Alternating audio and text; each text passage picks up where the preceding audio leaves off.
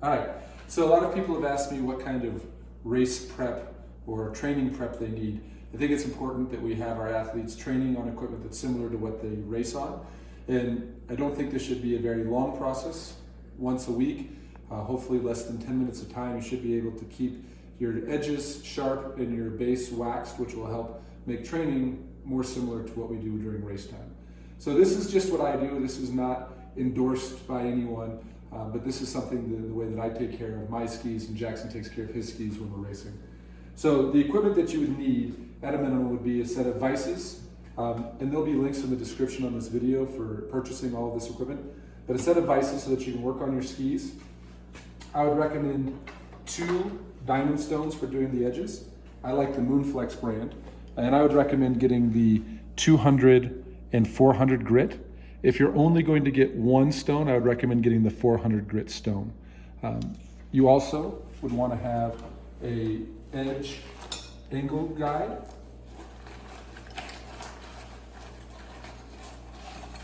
Which is simply a piece of metal that holds the stone at the proper bevel for the edges. The way bases work is they have what's called a bevel. Cut that part out. So your edges have a side edge and a base edge. And typically these are at 2 different bevels. What I would recommend, one, this is not something that most people would want to do themselves. So this would be a professional tuner, but a 1-3 bevel. So you have a 1 degree base bevel where the base bevel comes down 1 degree, and a 3 degree edge bevel so the edge comes in making a more acute angle to keep the edge sharp. And our goal with this is to maintain that bevel with our skis. And so we'll start that way. Then the next step would be just putting a light coat of wax on the skis to help keep the base hydrated or impregnated with wax, which will help when you put on race wax. The first step is to take a rubber band or a brake retainer and you secure your brakes. I like to start away from myself so that I'm pulling up, pushing down on the brake, and securing. The next thing we do is we place the ski in the vise with the base away from us, tightening it down. Some vices like mine are missing the piece to protect the base, so you can simply take a scraper and put it in there to hold the edge tight. Then you'll take your base bevel guide. This is a 3 degree bevel guide. And this one has a stainless steel plate that runs on the base. It lasts a little bit longer. And you'll start with your lower grit stone, the 200 grit stone. I like to use a little bit of lubricant. You don't want to use these stones dry. You can use water, rubbing alcohol. I actually find that glass cleaner works really well. Windex or automotive glass cleaner.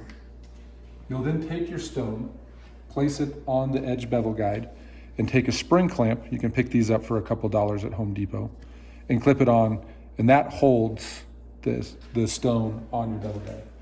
You'll then place the edge guide firmly on the base of the ski, and this is really important that you want to hold it flat. We want to make sure that we're not at any kind of angle, but that this is flat on the base of the ski.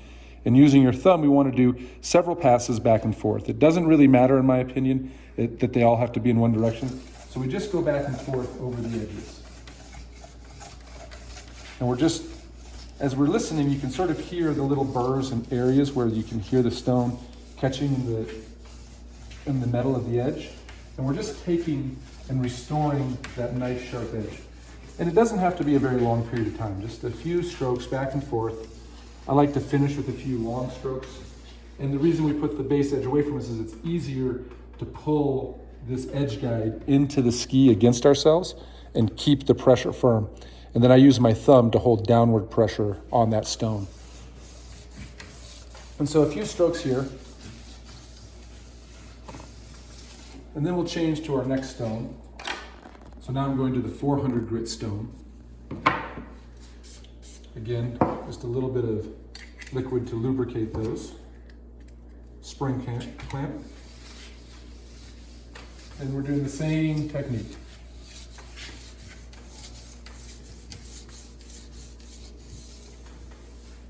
Back and forth. A few times, tip to tail. And our first edge is done.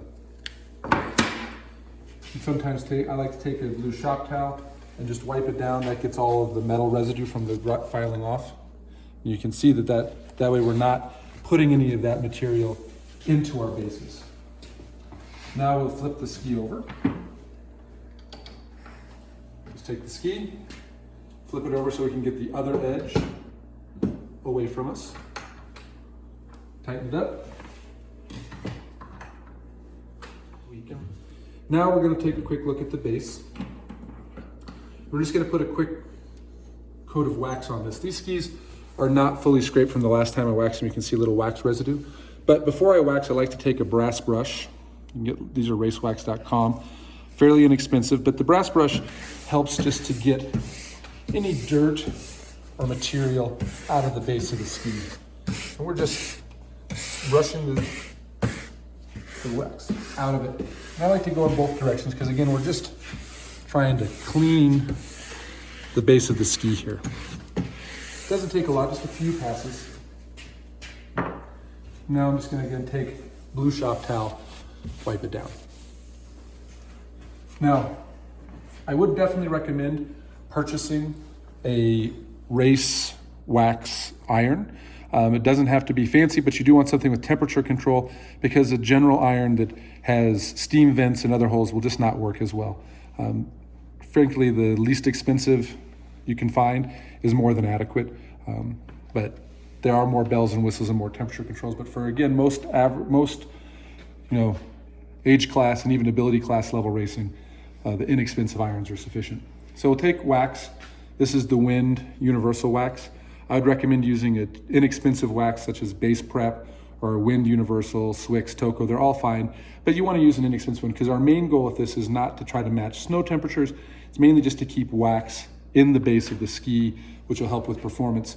When it comes time for racing, we'll use specific waxes, but having a good layer of wax already in that ski will help that race wax adhere and will make the ski perform better. Just take a small amount and we'll drip a little bit of wax onto the ski. It doesn't have to be a lot. And the important part with the waxing of a ski is just to make sure that we don't hold the iron in one place because we don't want to damage the base of the ski. And we're just going to move that iron back and forth until we spread the wax back and forth across the ski.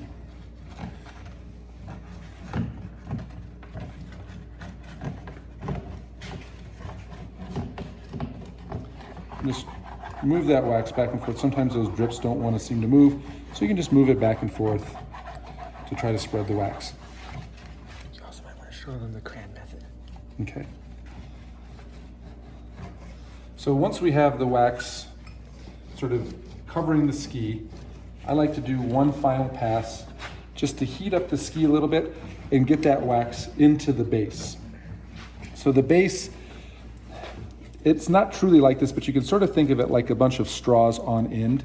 There's pores that will absorb the wax. We want to heat that wax up, and we want to, so follow down here, we want to move so that we have a few inches of that wet looking wax following the iron. That way we know we've heated up the base enough to get the wax into those pores in the base of the ski.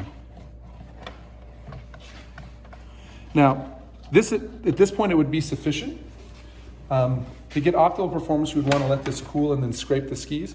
But there is a trick to prevent having to scrape the skis, which I think is somewhat helpful. Swix makes a product called Fiberline Pro. It's fairly expensive. I've not tried it personally, but I found that these blue shop towels, I think these are the Scott blue shop towels, also work well. And I'll take the iron and I'll put it on the blue shop towel, and then I'll just pull the iron and the towel slowly down the base of the ski. And what this does is takes the additional wax off the surface while leaving wax in the base. And this will make this ski not quite as fast as if we were to fully scrape and brush as if we were getting ready for a race, but certainly more than adequate for a day of training, because within 1 or 2 warm-up runs, the level of wax that's on here will ski off and the ski will be back to normal. So essentially, that's all it takes to do routine maintenance of your skis and edges. If you take your ski to a good tuner and they put a 1-3 bevel and you have your skis tuned well, that should take no more than 10 or 15 minutes to do a pair of skis at home. And it's probably about $100 worth of equipment if you buy the stone, vices, and wax iron. I think it's definitely worth it because it allows your athletes to train on equipment that more closely replicates the equipment they'll be racing on. An alternate way to apply wax to your skis is called the crayon method, where you heat up your bar of wax and then rub it on your bases like you're just using a crayon. This tends to use less wax than the drip method. I do like to hold the iron over the ski as I'm doing it, that way any drips are not wasted and fall on the ski itself. This is particularly good if you're using expensive waxes because it's a little bit more efficient. But it does take a slight bit more time, not anything too dramatic.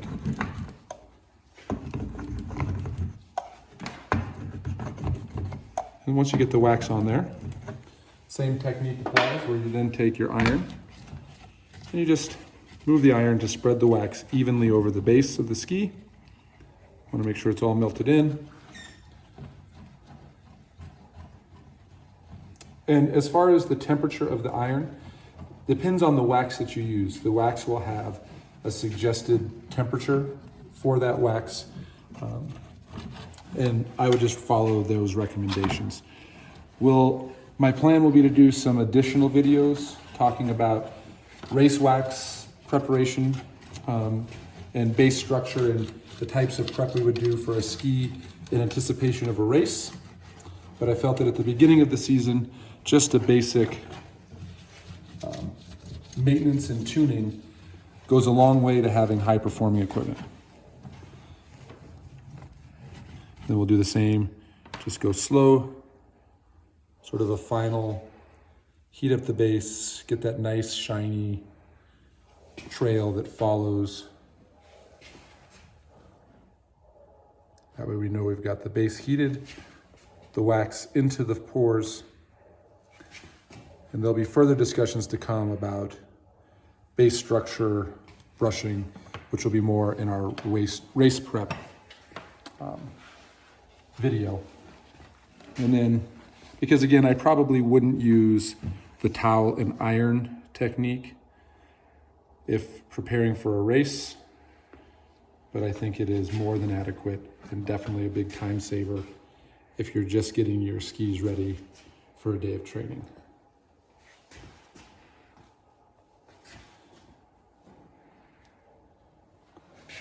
One final area that is sometimes helpful, again, optional, but sometimes helpful, is just to take a scraper and make sure that we remove all of the wax that's along the edge of the ski.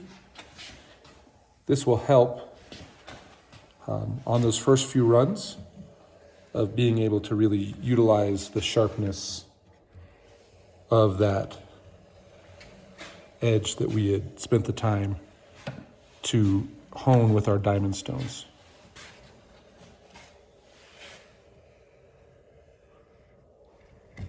And that's it.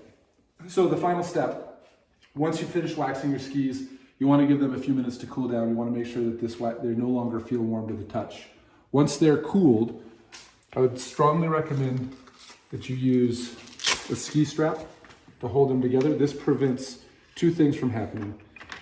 Number one, it prevents the scissoring back and forth, which can damage the base structure of the ski. And number two, it protects the edges. So you just place the strap in between the skis at the tip, wrap the Velcro strap around, pull tight, and now your skis won't scissor, won't move, and you've protected that work that you put in.